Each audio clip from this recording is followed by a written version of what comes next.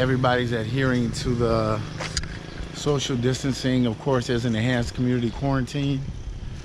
So just wanted to give you guys an idea of what life is like here now. I think the Philippines has some more confirmed cases last night. Just like anywhere, you know, the more testing that goes on, the more you're gonna have. But I'll try to keep you. This is as I approach the Primark Town Center, Mactan.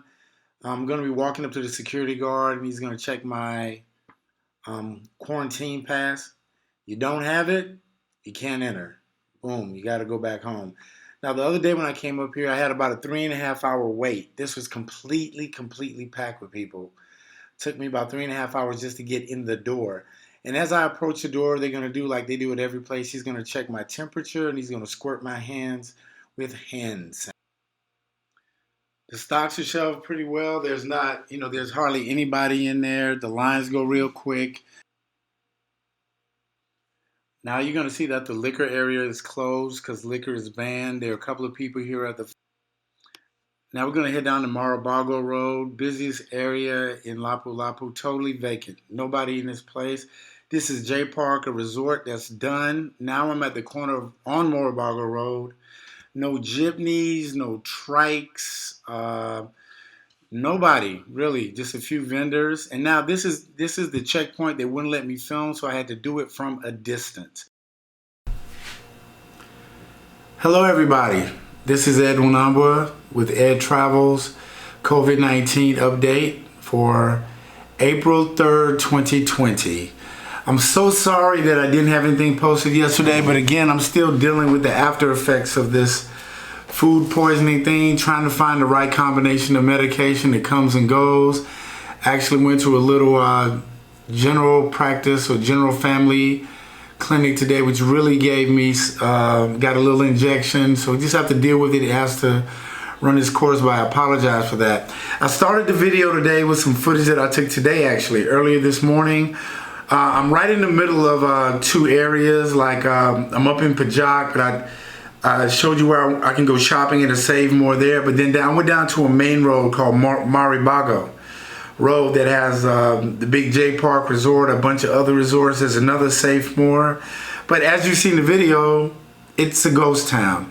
It was predominantly Korean, a lot of Korean stores, but since there's a ban on Koreans coming here, it's absolutely... out of the question. It's done. It's totally done. But I wanted to start today with a bit of a sad story. There was a doctor, Dr. Frank Garbin, an ER doctor at East Orange General Hospital in New Jersey, who died yesterday to become the first ER doctor in the U.S. to die from the COVID-19 virus. He was 60 years old. And he died in the arms of his husband. And my condolences out to his family, his husband, and it goes again to reiterate and bring attention to the risk and the sacrifices that our people, the first line people, are making in this thing.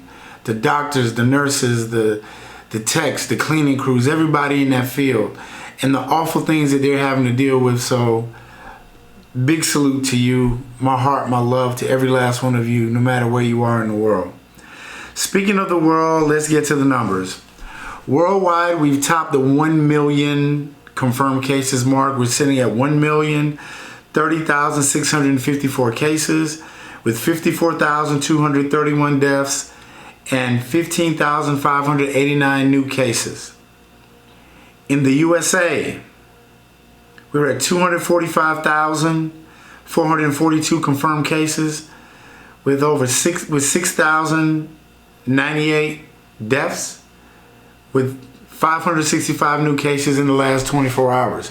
And here in the Philippines, due to increased testing, we're up to 3,018 cases, 136 deaths with 385 new cases. I can say here in Lapu-Lapu, there are a couple of people, they call it PUI, people under investigation, but as of yet, in Lapu-Lapu City, there are no confirmed cases here. And I have to start this off with speaking about my pet peeve, and that's social distancing. At first I was like, oh yeah, like everybody else, like, this really doesn't matter, but it does. It makes sense. If you keep people further apart, you have less of an opportunity for people to transfer this virus, which we know now, and the White House has been briefed on, is airborne. It's in an aerosol. It has to be no direct contact. Droplets, people can get it. So social distancing is more important than ever. And like I said, we've been doing it here in the Philippines since I believe this whole thing started. And they're getting more and more stringent on it. Not as far as Singapore with a $7,000 fine and 6 months in jail, but the Philippines isn't playing. And speaking about the Philippines not playing, I want to clarify. People love to run with something without telling the whole story. And let me explain.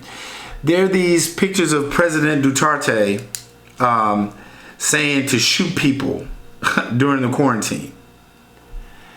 And that's not what he said. So we need to keep this in context. What happens is in Quezon City, which is a little bit north of Manila, they were handing out food. And when the food trucks came, the people lost it. They rushed the trucks. They started grabbing stuff. It went straight down the toilet.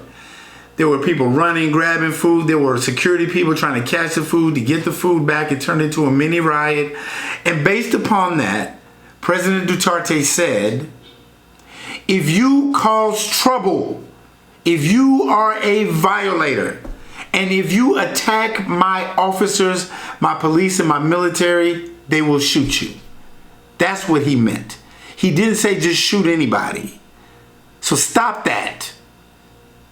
If you act like an ass and you mess with President Duterte, there's a good chance they're going to bust a cap in your ass. That's what he meant. So please stop the horse shit and putting up this stuff about he said just shoot everybody. Because that fake news BS is really clogging up the network so people can get stuff that might be life-saving. So stop it. And I do have to say this about social distancing again. All of those people in the U.S. that are, these pastors that they're locking up because they're still having church services, good for them and shame on you. You don't care about your congregation. And more importantly, at the very end, it's a personal decision. You don't care about your life. People, this is real. I don't know what the hell else it takes for people to get to see that. It is real. It's not a hoax. It's not a political game. I said that so many times again, so freaking tired of saying that. It's not a political game. It's not an economic game. This is a global health pandemic. It's a crisis that's affecting almost every corner of this planet except the North Pole and the South Pole. So keep on playing if you want to. You're going to end up in a body bag. It amazes me. There was something that my grandmother said in her infinite wisdom. She said she's never seen a hearse with a U-Haul behind it. So open the economy. Make your money. It does no good for you when you're 6 feet under. Never seen a hearse with a U-Haul behind it. It's just astounding to me. It's astounding to me about money over lives. About what you want to do over the safety of others. I've asked myself this question many times. What are we supposed to learn from this? What are we supposed to learn from this? What is the big story? Are we being tested to see how we're going to treat each other in a time of crisis? And I don't have the answer to that. Maybe I'm praying for discernment or some sort of revelation to come to me, but I can't quite put my finger on it.